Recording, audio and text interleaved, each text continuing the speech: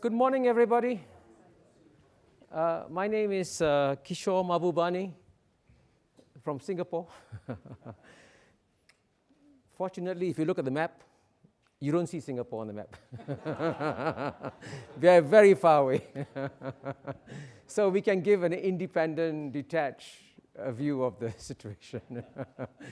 But anyway, welcome to this panel. And I'm going to begin by stating what should be obvious, but what is sometimes not so obvious, which is that this is one of the most difficult problems on Peninsula Earth, on Earth, right? The Korean Peninsula issue. And I think we will be fooling ourselves if we thought there's a simple silver bullet solution somewhere that could magically solve the situation. It's very messy. It's very complicated. It has many dimensions. It has many players. So our goal today with this extremely distinguished panel that we have here today is to see that whether or not we can throw more light on this issue and maybe come up with some useful suggestions or maybe some out-of-the-box suggestions that haven't been thought about before. At the end of the day, I hope that at the end of this hour, we will have to at least move the needle a little bit on the Korean Peninsula issue. It's an ambitious goal, but we'll try to do it.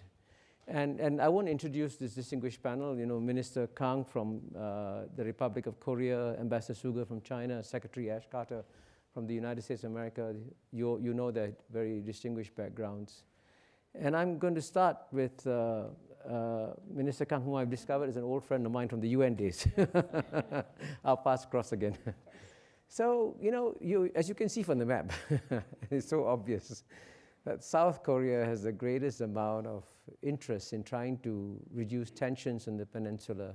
And I think in the first part, we'll talk a bit about what we can do about ameliorating the situation, and then we'll move on to the nuclearization issue and what we do about it.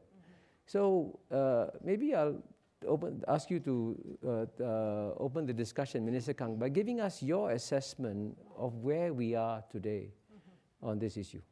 Well, thank you very much. Very honored to be here with you, Ambassador Mahbubani. I'm a huge fan of yours since your UN days, and I'm really happy to be here, to be a part of the panel.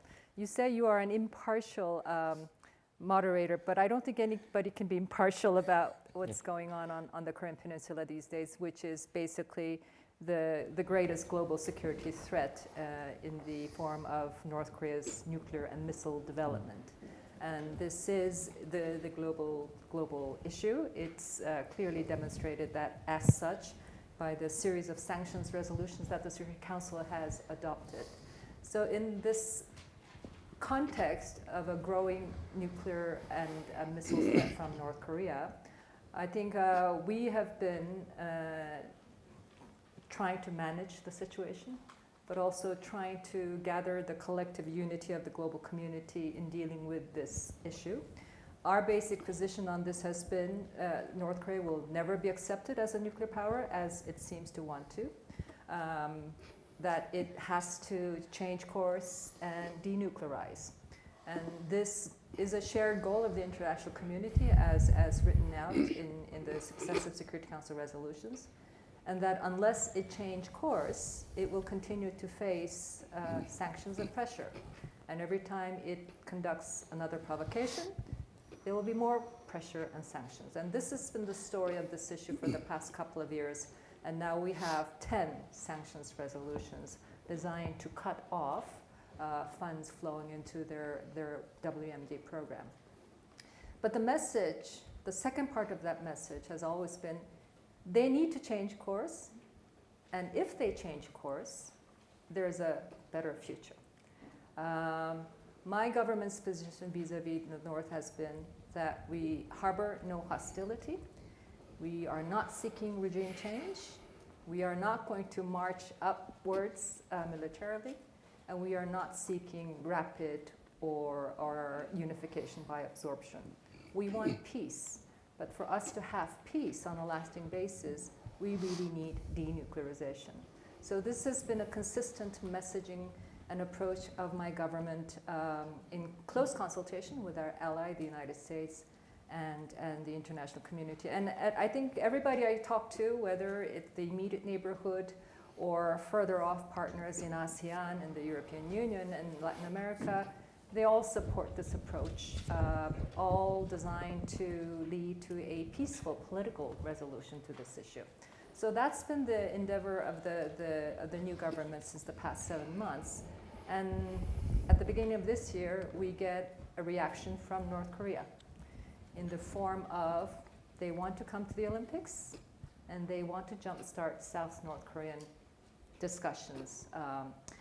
First with the Olympics, but also beyond that. So I do believe that this combination of pressure and sanctions on the one hand, with the added message and offer of a better future, should they change course, has worked hand in hand to change North Korea's calculations, if I may put it that way, and they are now there discussing their participation in the Olympics with us. The talks began with a high-level discussion at ministerial level between the two sides on January 9th, and the basic agreement that came out of that discussion was, yes, they will come to the Olympics and Paralympics. We will work together to ease tension on the Korean Peninsula and restart military authorities discussions toward that end. And third, that South-North Korea will continue the discussion, dialogue, to deal with other issues on the table between the two sides. So these three are the agreements at the high level, and we are now implementing the first part of it, which is their participation in the Olympics. So the recent days have seen a flurry of activities of working level discussions, we going up to check out some of the venues where we will be having joint events, their athletes coming, their arts troops coming to check out the venues that we will be performing together, or the sports venue. So this is what's going on back home. So I'm watching the news very closely. But and this, I think, has been broadly welcomed. I was in Vancouver last week of 24 ministers to discuss how better to deal with the North Korean missile issue. And the general sentiment was that this is a good thing, that they've come out of their shell, if I could put it that way, and coming out using this entry of the Olympics. So it's a good thing. I know there are different views on this participation, but overall it's a good thing. It's an opportunity for engagement, an opportunity, hopefully, that leads to greater opportunities for engagement and a denuclearization discussions. So let me just put it. Thank you. That was a good overview of where we are today, and you described the situation very well in terms of the progress we made. But please forgive me if I asked you this slightly provocative question. You know, over the years you mentioned the sanctions that have been piled on North Korea. You've had, you said, 10 resolutions. There seems to be a correlation where you have more and more sanctions and more North Korean missile tests and nuclear tests. How do we change that correlation? Well, the sanctions are a response of the international community to their successive provocations. So it's clearly North Korea says, and it doesn't hide the fact that it has ambitions to become a nuclear power. And the response of the international community is that is simply, it will never be accepted as a nuclear power, not just as a matter of a security threat, but as a matter of fundamental basis of the global security structure, which is the NPT. And to allow a country that has successively violated the Security Council resolution, it would completely undermine the whole global security setup. So for various reasons, the global community will never accept the North Korea's ambition. But it has continued to stay with that ambition, and every time, to realize that ambition, it needs to test, and there's nuclear tests, missile tests, and to successive testing, we ratcheted up the pressure and the sanctions. So the sanctions are a response. And in fact, the latest sanctions resolution has added another added paragraph, which is that, and the latest one is, the newest element is the interdiction, to stop illicit transfer ship to ship of goods that shouldn't be going in or out of North Korea. And these are 10 accumulative sanctions resolutions. It's not one replacing the previous one. It's so you have 10 that spell out various elements of the sanctions. But I think the latest one even says that should North Korea provoke again, the Security Council will consider further sanctions measures. So the pressure has been building, and I think there's the global unity around has also been exceptional. These sanctions resolutions passed by the Security Council, if you look at the number of national reports coming into the Council, it's extraordinary.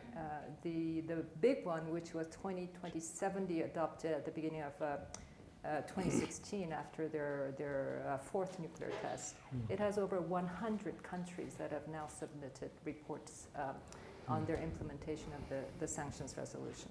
Thank you. So as you know, Ambassador Suga, again, if you look at the map, China is very close. And only two countries have borders with North Korea. One is South Korea, the other one is China. So, from China's perspective, how do we... Russia also, Russia. little bit. A Little bit up in the corner. Behind. Thank you for correcting me. I've flown over it. It doesn't show very clearly. But that shows very clearly. Okay, go ahead. Okay. What's your perspective? Well, it's a beautiful arranged the map. As you can see that, although in the total, in the world, so far as the world, the land mass area is concerned, it only constitutes a tiny little part. However, now, whenever anything happens there, it catches attention, not only from Korean peninsulas to both the neighbors, but also it catches attention from the whole in Asia-Pacific Ocean and United Nations or organization and the world. Why? Because there is a quandary left in the unsolved in the last few decades. The minister and I, we were both students, graduate students in the United States. In our programs, we studied both the hot and cold wars. So this is one of the unsolved tough issues in the world which bears birthmarks of both the cold and hot wars. As the Chinese saying goes, when you have a piece of ice, by the way, I worked in Iceland before. I know if you have the glacier, the ice formed, we have a piece of ice 3 feet deep. It takes more than 1 day for it to be thawed. Well, what about China's position? Our position, our policies is three-pronged. Our neighbor, we hope that, like us, who is bent on modernization program, we call it a 5-in-1 domestically. We also want a 5-in-1 program in the world. That's peace, security, economic development, better management in society, better raising living standards of the people, plus environmental protection. That's what we hope to do. At our doorsteps, can you imagine that a war is going to happen? So that's not going to be conducive to our national interests. Well, how to have this decade-old problem to be solved? Our policy concern consists of 3 parts. Number 1, denuclearization of the peninsula. I quite agree with what the Madam Secretary just said. And I think this is something which I might call a convergence of national interests between both Korea, Republic, China, and the United States. And I'm sure that there are members who are from the United States who is for war in the peninsula. So I think the denuclearization constitutes for the good and the interests of the international community. Number two, peace and stability in the peninsula as the current and long-term goal. We want an area which would have lasting and sustaining peace and stability and development, prosperity. Well, that being said, can we find a road, a path agreed upon by all parties towards that end? Now, later, if the audience from the beautiful room, if you stand close to the window, you will see the top of this beautiful snowy mountain top. Now, who can tell me there is only one path leading to the top? Can you draw a straight line? No, it's impossible. So zigzagging way. But whatever you do, we hope it will be peaceful. It will be, well, through negotiations, through partnerships, through cooperation, rather than a surgical operation, a regime change. Just now, the minister said that Korea is not for regime change. The Secretary of State from the Department of State also said, included this in one of the 4 no's. However, this was not turned out to be a unified policy from the Washington, D.C. But anyway, we would welcome any signs that would lead to, that would be conducive to peace, stability, or to the reduction of tension. Instantly, the Foreign Ministry issued a statement saying that we welcome both parts of the same peninsula to have a dialogue. At the beginning of this year, we would regard it as a good sign. If you could, just now, as the minister entered the room, we joked, we said, well, if the 2 parts of you can solve this question or this quandary, then that's good for the whole international community. However, we would want everybody to make contribution. We still hope there will be, if you cannot just reach the top of the mountain with one stride. Step, right? Step by step. Well, peaceful dialogue for the Olympics, anything, if it can reduce tension, we would welcome. And of course, the minister also mentioned the meeting most recently held in Canada. To our way of thinking, that was not a very inclusive meeting, because certainly some members who were involved in the 6-party talks were not invited to this. By the way, if you gather all the United Nations armies involved in the Korean War to participate in the conference, now I ask the audience to a show of hands, how many of you believe that's going to have a peace and stability in the region? You get all the parties involved in the war and to talk about the peace. Well, so I hope that there will be more inclusive venues. For that being said, we also have a Chinese saying that is, we have a unity of opposite, like a yin and yang, balance between yin. So whenever there was a tension at the end of last year, everybody was worrying, was there going to be a showdown? No.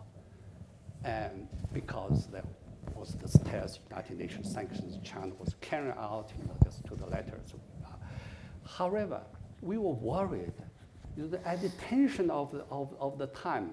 So as researchers of international relations, we hoped that there might be a window of opportunity.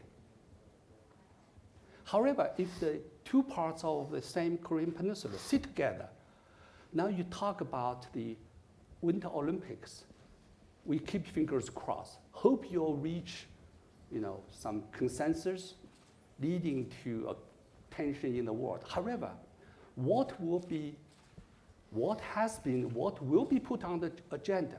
Well, that remains also a question mark in the international community. Can you, at this stage, apparently not, you focus only on Olympic Games, but eventually, can you talk about the nuclearization? If not, what about at the end of what after next? after the Olympic Games, when everybody had this fanfare, gathering, afterwards, and the United States, that's a question for my panelists. Are you going to resume your military exercises? If you do, what about the North? They are going to respond. So we go back to the same cycle. So I think that I would like to draw your attention to the fact that Chinese foreign minister said that dual suspension. I mean, it's a dual track approach, and suspension for suspension. You stop or you just temporarily have a moratorium for the exercises, while the North stop or give a moratorium to their tests. Then you create a window of opportunity. Whichever way, I think that personal opinion is the six-party talks is still something to be pondered about. Thank you very much. Thank you. That was a very comprehensive presentation. And you've told us a key point that we will not walk straight up the mountain, we will go in a zigzag fashion. Yeah. So, Secretary Carter, I'm sure you must have spent a lot of time on the Korean issue when you were in government, but now you have the good fortune of having left government and being in academia, where you can speak independently and think, we don't have to be constrained by government policies. I wonder whether, with your new hat, in a sense, if you can sort of give your sort of new helicopter perspective of this issue, and why, in a sense, why is it that despite all this effort, we haven't really significantly gone forward? What are the fundamental Well, I've been working on this obstacles? since 1994 and worked on what was then an airstrike on Yongbyon that I thought that year would be carried out. That was my job in the Pentagon in 1994. So I've been at it a long time. But I've also been to North Korea. I was part of the Perry process in the late 90s. So I've been part of all sides of it. Let me start with what my colleagues said. Much of what they said I absolutely agree with, and in particular, everything that Minister Kang said. It is a good thing. The Olympics rapprochement is a good thing. I don't think it bears much on the nuclear issue. It is a good thing, even in the security sense, because it makes a little bit less likely an incident or a provocation between North and South, which is one of the several fuses that could cause this thing to uncoil on the Korean Peninsula. And I don't need to tell anybody in this room, it is an ugly scene if there is war on the Korean Peninsula. This is not like anything the world has seen since the last Korean War, even since World War II. It is not something to be trifled with. And we know the outcome. I'm confident of the outcome, which is the South Korean and U.S. armed forces will destroy the North Korean armed forces and the North Korean regime, but it is not something to take lightly. As if to remind us that the Olympics won't bear upon the military scene, I understand that the North Koreans are planning a massive military parade immediately before the Olympics. You can count on them. And so that will be everyone's reminder. Nevertheless, it's a good thing. On the nuclear front, I believe that there is a possibility that a form of coercive diplomacy, which has ingredients that my two colleagues have described here, can work. I believe it must be attempted. I hope it is being attempted. I can't speak for my successor, Jim Mattis, or for Secretary Tillerson, and I don't know exactly what they're doing or whether they're supported fully in what they're doing, but I know what I would do, and it goes something like this. And I've seen this work from time to time. It worked a little in the mid-'90s, worked a little in the late '90s, worked a little in the 2005-2006 period. So there is a history of it working, and a lot of blame to go around for why things weren't sustained at the time. And history is not clear on that score, but it is clear that something like this worked for a time. And I'll begin, Mr. Ambassador, you asked a very good question about which comes first, the North Korean action or the sanctions. Well, it doesn't do any good if the sanctions come after. The whole point of diplomacy is to get the sanctions out in front of the North Korean action. In other words, and say, if you do this, this is what will happen to you. Not you did this, therefore this is what we're going to do to you. That is emotionally satisfying, but it's not instrumentally effective. And so what has worked has been I'll call it coercive diplomacy, wherein the North Koreans are basically at each juncture given two paths. And it's their choice, not our choice, whether things lead in a bad direction or a good direction. And so no more long-range missile tests. If you do, here's what will happen to you. If you don't, here's what you can get. No more underground tests. If you do, here's what will happen. If you don't, you need to get out in front of the actions, in front of the motivation. That's what diplomacy is all about. If enough forks in the positive direction are taking, we will climb the hill that the ambassador was talking about. And even leading to what I think people would ultimately like to see always, which is an end to the Korean War that completely ended in 1953. That's a long way to go, but even if you get halfway up the mountain, you're still getting somewhere. But that is the path to take.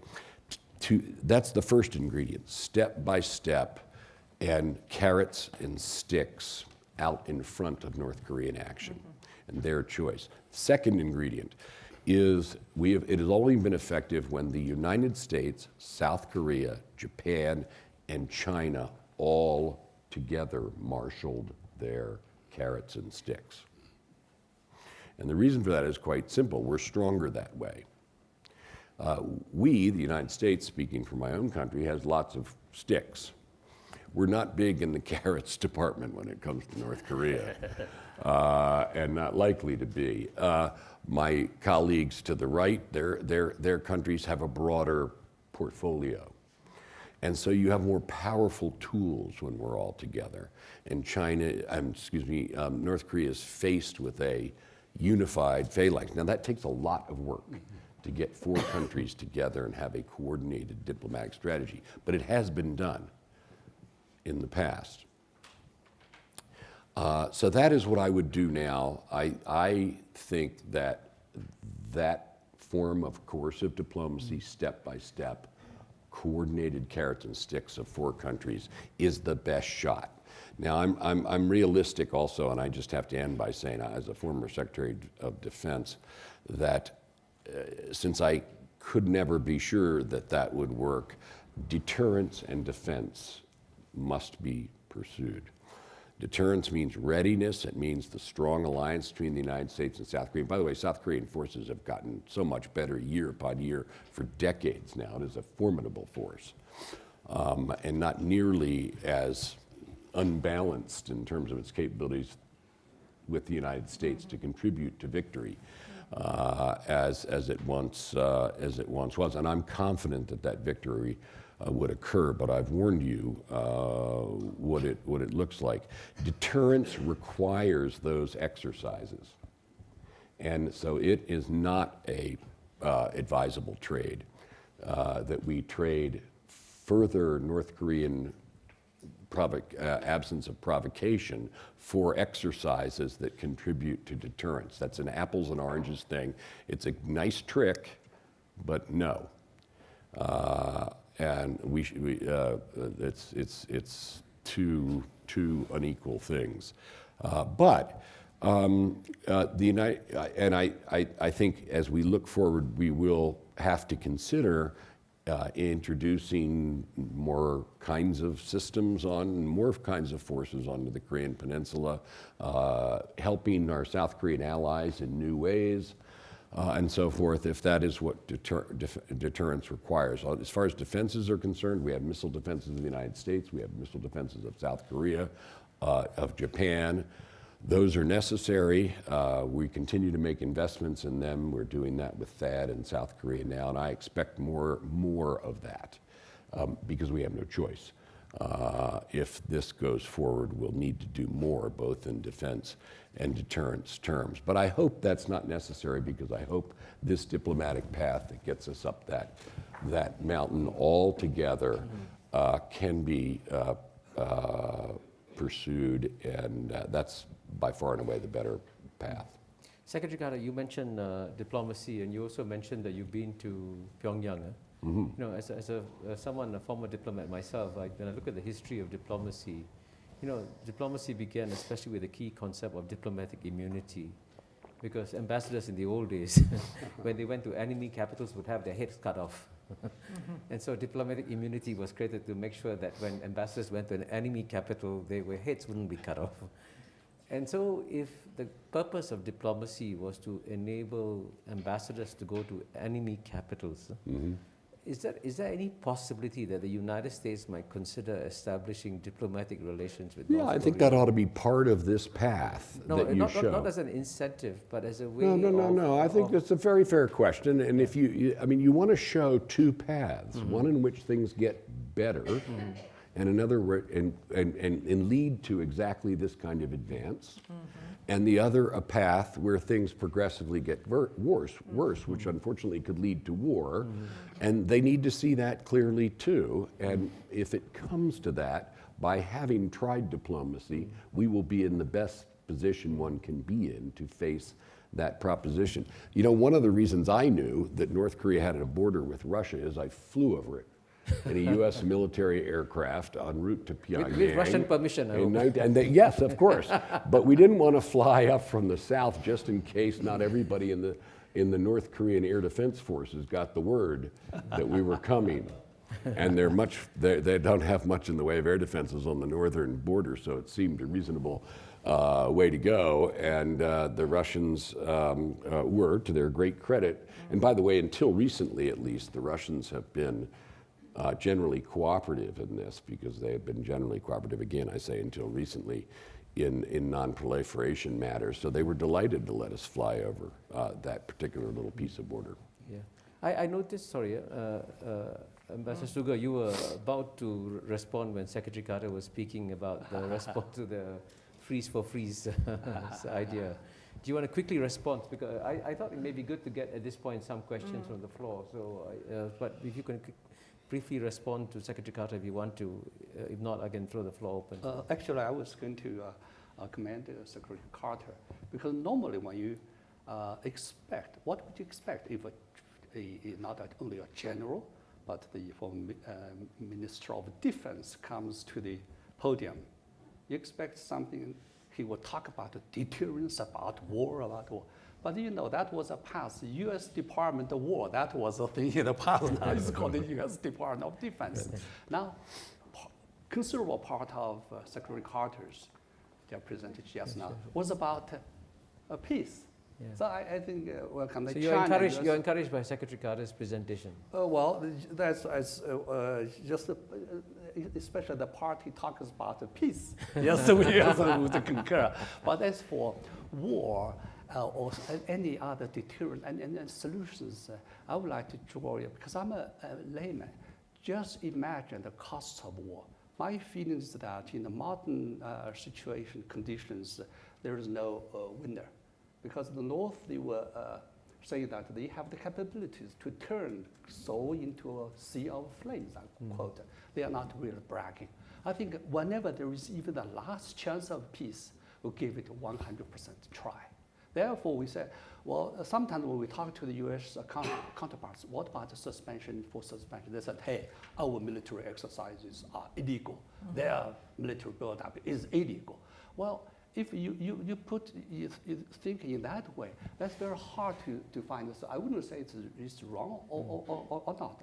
But finally, U.S., we would support the fact that eventually U.S. and North Koreans, you would reach an armistice to replace the current. You reach a peace treaty to replace the current 1953 armistice. Okay. That's why Mr. Wang says that it's dual track. we'll try just to provide everything possible so that there would be a condition, there would be a time so that all these parties will come to the negotiation table. But war is not. We have Ms. Chapman here, so good to see you here. Let's quote something of the former Prime Minister from Great Britain. And his words, I think, that are still remembered, to this day.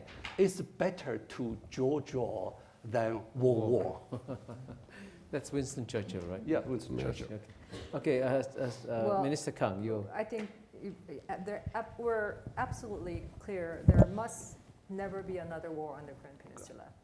You know, this is a country that was built out of the total destruction after the war. And you know, we are now a model democracy and a thriving economy, one of the biggest economies in the world.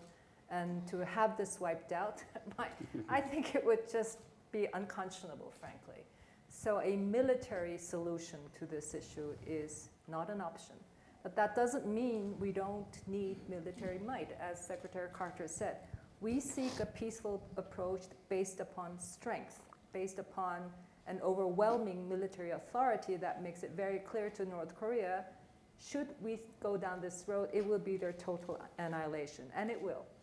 And this is embodied in the joint US-ROK defense posture that needs constant training. So I agree with Secretary Carter, this idea of trading, they're stopping the provocations and we stopping the exercise is really putting apples and oranges.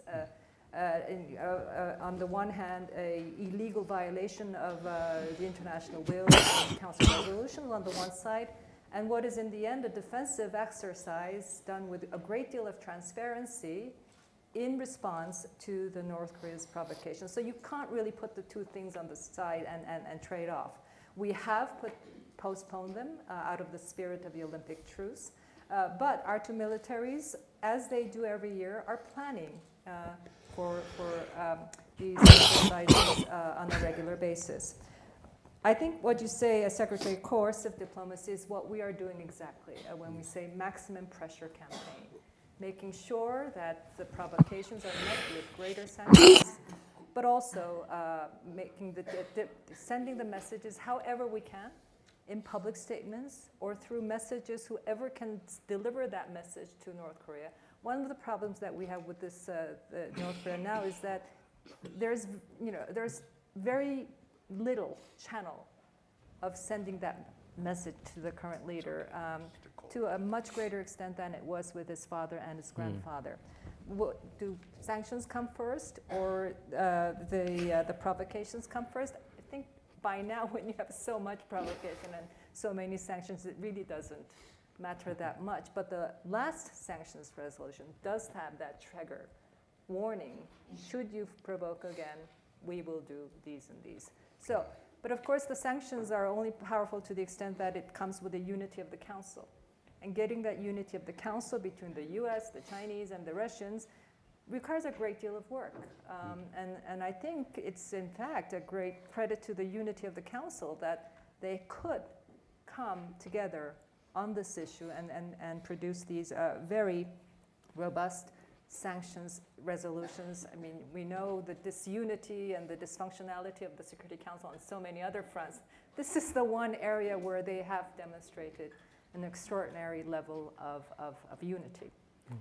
You know, just a very quick question. You mentioned the father and the grandfather of the current leader. Of the three, who was the most reasonable? Well, I don't want to afternoon. make headlines on this issue. But no journalists. Okay. Okay, go ahead, Secretary Carter. And it has gotten worse. So with the time. grandfather was the most reasonable. Well, he had a bigger vision for his country. He was the founder. My estimation is that the successive leaders have had, each of them, a successively narrower vision of what North Korea is and can be, emphasizing more the military as opposed to the broader development, and more and more the cult of personality of the leader, although it was quite strong in Kim Il-sung's days. At least he was the father of the country. And that makes it more, no question about it. Nobody's asking them to change there. I think this point was made earlier, and I think it's important. It hasn't been part of the philosophy to date of any of us that if North Korea would not carry out provocations and just be there, that by itself would be okay with everyone, notwithstanding the fact that the 1953 armistice wouldn't be replaced. Yeah. It would be an okay place to be. We're not out to get them, odd as they are. I think that while the provocations are there, that inevitably we are emphasizing our concerns about them, and for the last two leaders, that has just been used increasingly to turn them inwardly and turn them towards military as the buttress of the regime. And that makes it harder for all three of us, our countries, that is, if they've decided that this is the heart and soul of what will keep the leader in power, that's extra hard. Okay, a quick word from Ambassador Suga, then we'll throw the floor open. Can I get a sense how many questions are out there? I see one in front here. Any other questions out there? Two? Yeah, okay. Go ahead, Ambassador I think Suga. that to solve this issue, we need both tactics. Sanctions, United Nations, China is for it. All three parties are for this. That's no question. At the same time, I was educated in the West. Once my landlord took me to a church, we heard the priest saying that when all the doors are closed, you must manage to have a window open somewhere. We must tell the North Koreans that if you go ahead and do just like this, there's no way. However, you need to tell them the way which is best for them.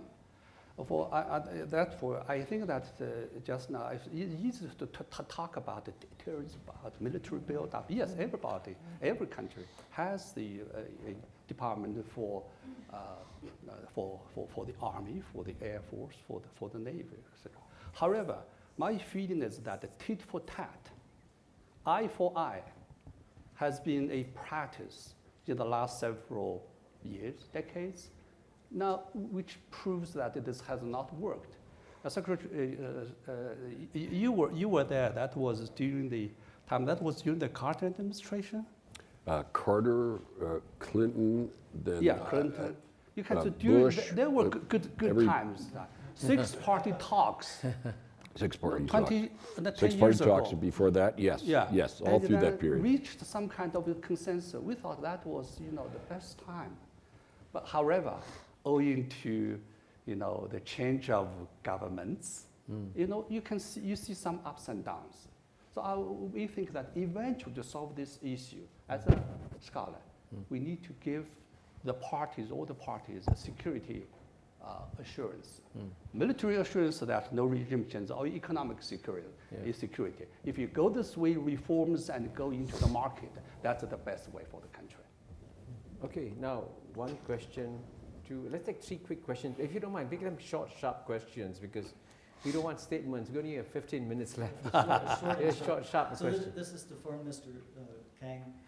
We've heard Ambassador Suga talk about an open window when the doors are closed, and Secretary Carter talk about options beyond just the military option, and that there's some flexibility. So President Moon has indicated a willingness to reopen the Kaesong Industrial Region, which is in North Korea, former Secretary General Ban Ki-moon established the Business for Peace initiative, is something that I work in supporting, and we're doing that in Korea right now. So what are the prospects of that zone opening as an open window? Thank you. One question at the back there, I think, Mr. Fu. Yeah. Yes. Go ahead. Seems all the world now is trying to force North Korea to change course by the sanctions. However, nobody talked about what the root causes led to today's situation. We have been facing this for 20 years. The difference is today is only the degree of the problem. Why in the last 20 years, the behaviors of the related countries, US, South Korea, and China, Russia, what your action and behavior like what we are facing today, not others. If we only accusing North Korea, still the problem will still continue. If we look at the last 20 years, they just want to talk to US because they want their own security. Only country they believe can threaten their life is the United States. But United States in the last 20 years never talked to them. And today, when we just talk, you have to denuclearization, otherwise we'll do something else. But we talked them to this in the past for 20 years already. So this is one thing. And second, you see what happened in the other parts of the world. And we see the Gaddafi and Iran issue.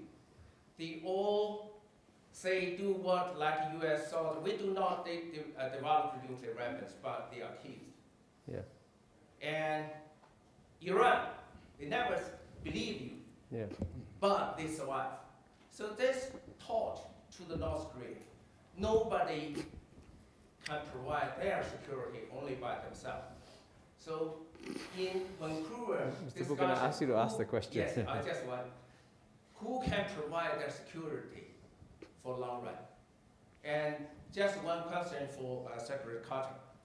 There's a saying in the last 20 years, because US can solve this very easily, but they never contact directly, talk to them.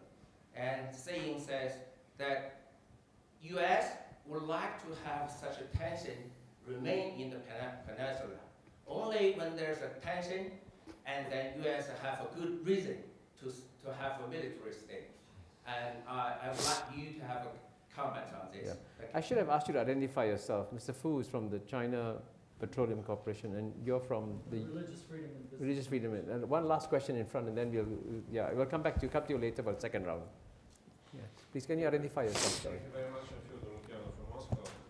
Moscow, good. One can challenge the view of Secretary Carter that the grandfather had a vision and the grandson is much narrowing his horizon. I would say it's exactly the opposite. Under the grandfather, North Korea was a peripheral state maneuvering between Russia and Soviet Union and China. Now it's a global player, whatever we think about this. So the question is, and this is connected to the last one, are we really serious about denuclearization? What is North Korea without nuclear arms? Sorry to say that, nothing. So is it realistic to expect it? I think we should reframe the whole discussion. Okay, thank you.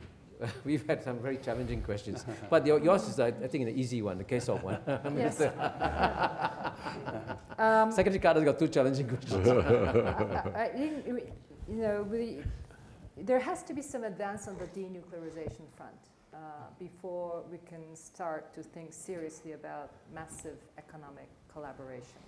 The whole point of the sanctions is to cut off flows going into the north, and therefore, unless we have some progress on the denuclearization front, we would, of course, at some point hope that the complex is reopened, but at this point, it would be premature. But I think, what does North Korea want? As you say, I think to put it in very, very simplistic terms, it wants security guarantees. And it knows that it can only get that from the United States. So in the end, it wants to sit at the table with the United States. How to get there is the diplomatic challenge. But I think Ms. Secretary Carter says, perhaps after the Olympic, not so much traction on the denuclearization front. I do believe that the sanctions are having an effect. All indications, we have evidences and observations, so they are having an effect.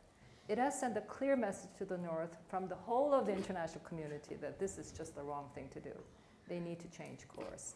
And while the sanctions in place, of course, it also slows down the development somewhat. So we need to stick to this message of a coercive diplomacy, the maximum pressure campaign, but offering them a different way should they change course. And I think it's the unity of that messaging from the United States, South Korea, China, Russia, and Japan is what will make it work. Okay, Secretary Carter, you got two very challenging questions. Yeah, first of all, I've been to Kaesong, I should say. Sorry? It's a lovely, I've been to the Kaesong, the industrial facility. I liked it. And I just want to be absolutely clear. I know that I wasn't confusing to Minister Kang, but just so nobody else is confused. I'm all for the sanctions and the maximum pressure. I just think if you have a diplomatic strategy, you're able to use that instrumentally to affect them before, and I think she was agreeing with that. I want to make sure that we don't leave any residue of disagreement there. There's not.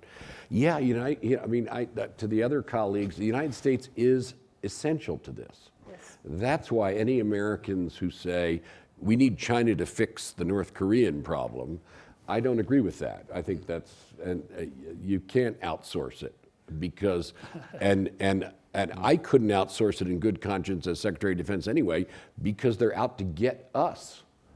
They're designing weapons to get us, not only us, by the way, but also Japan, who's kind of up there on the list, as well as the South Koreans. So it does require, and I just want to repeat this, the United States, China, South Korea, and Japan working together. You can't pull any one of those parties out and have the full picture. And certainly you can't take the United States out. It sure doesn't feel convenient to me to have tension on the Korean Peninsula. So I hear that from Chinese friends and occasionally from Russian friends, and it is not convenient for us to be there and on the DMZ. I'll tell you that. I was inconvenient every single day. Because I worried about it every single day. And it was inconvenient every single day for 28,500 US troops, for millions of South Korean friends and allies and Japanese. Now, I think that, if I may say so, some Chinese and Russians friends suggest that. And what is really true, it is inconvenient for them to have us there. I get that. But sorry, then help us do something about that. But it's not convenient for us. I darn well understand it's inconvenient for you, but that's why we ought to join in this together. Did you want to answer the question about Russian culture? Oh no, this is a very profound question, as always, from my Russian colleague, and he started in a different place than I would, but I think he was asking exactly the right question, which is denuclearization a practical? It is the collective position of everybody who has been part of those talks, and I think it is right. I do not agree, and there are a few people who say this, a few strategists, who say, look, just let them go. And it'll be like Brezhnev's Soviet Union. They'll sort of sit there and there'll be deterrence and it won't be a problem. I don't believe that in the case of North Korea. I couldn't recommend that because I don't think that's a safe path. I think that behind the shield of a nuclear arsenal, North Korea will become more provocative and not less provocative. I worry about that. There's also the possibility of sale or loss of control, and then the damage it does to the non-proliferation regime, which is a big deal. It is an amazing accomplishment that, with some important imperfections, I don't mean to minimize them, but the world has known nuclear weapons since 1945. And most countries on earth have foregone what is now a technical capability to do it. I mean, after all, North Korea can do it. Almost anybody can do it. It's not a secret. It's a bit of an industrial to-do to pull it off, but anybody can do it. And that is not something to minimize. So for all those reasons, I don't think it's safe to go down that path. And I'm also not fatalistic about it, as I said. I think one can get a path to the. It takes a lot of tenacity. It takes all of us working together. And if I didn't see any path, I'd be in a different place. But I do think it's worth a shot. I'm not sure it'll work, which is why deterrence and defense are so important, but it is worth a shot. Yeah, and unfortunately, as usual, when we come to the last 3 minutes, lots of hands go up. I saw a lady over there, if you don't mind, ask a short, sharp question. Very short, because you've got to finish in 3 minutes, and I'm sorry, I apologize to the rest, because you should have raised your hands earlier. Hi, my name is Kiri. I'm a global shaper representing the voice of 3.5 billion young people around the world. I have a quick key question to ask, which is, this is a very sensitive and urgent topic that affects everybody, including the next generation and young people. But we're very disengaged, and we're not really part of the conversation. But there are many, many young people around the world that I got to actually meet through this conference. And a lot of them are asking, hey, what's going on? How do we engage in this conversation? Who's going to make the next galaxy if something happens to South Korea and around the world? So it is obviously a very important issue and topic for us. And what's the recommendation that you give to us to engage in this conversation? That's an excellent way to end, by giving a message to young people. So each of you, actually, you can see from the clock, you have 3 minutes, you have 1 minute each. Secretary Carter, seriously, if you have to talk to a group of very young people and give them a message of hope on the Korean Peninsula, what would that message of hope be? Oh, you guys can fix everything we've screwed up. That's the message that you give these hey, that's these passing people. The buck. Don't lose the optimism is a sensible frame of mind, and it can be done. Now, one thing you'll all need to do is do what is represented by this panel and the World Economic Forum. You've got to talk and understand and try to bridge divides. You can't always eliminate differences of interests, difference of perspectives, but wherever you can make them align, do it. And where you can't, you've just got to get along. Because one thing North Korea illustrates is the price of letting things fester. In this case, as the ambassador said, for more than half a century, you can't let it. So I think there's lots of room for hope in this world. I think there's a lot of bright opportunities and not just all problems. And you'll have them both, but you can deal with both of them. But you got to talk to one another. A bit of optimism has come to the room. Excellent question. Although Deng Xiaoping says that the future generation may be wiser than the present.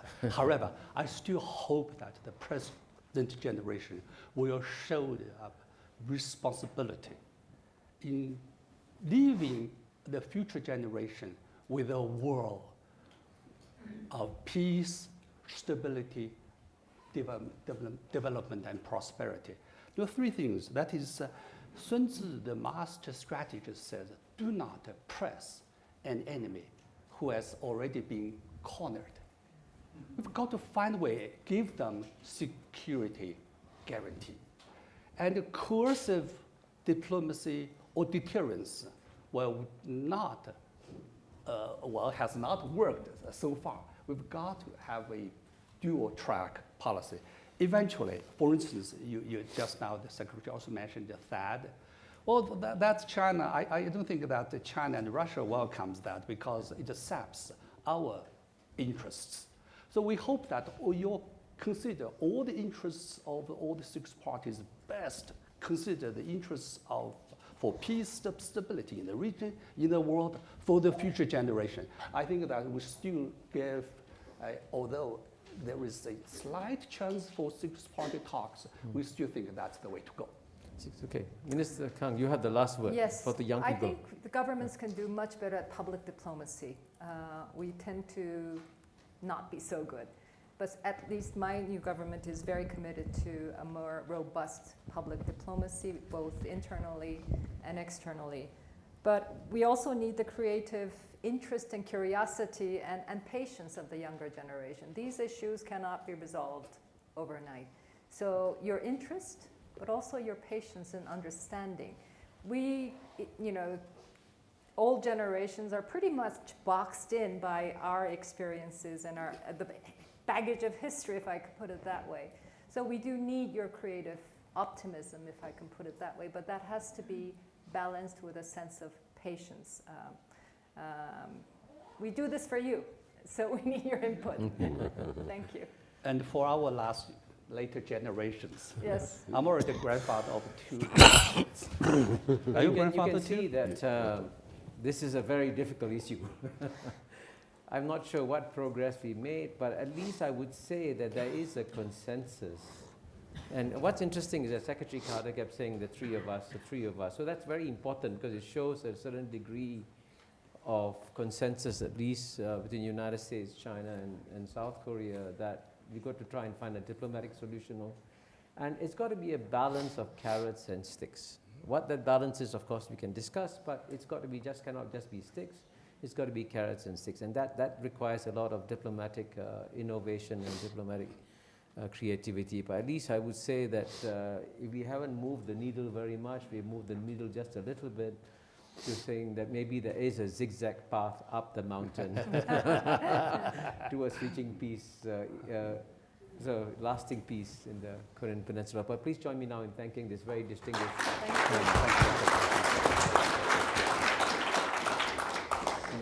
you.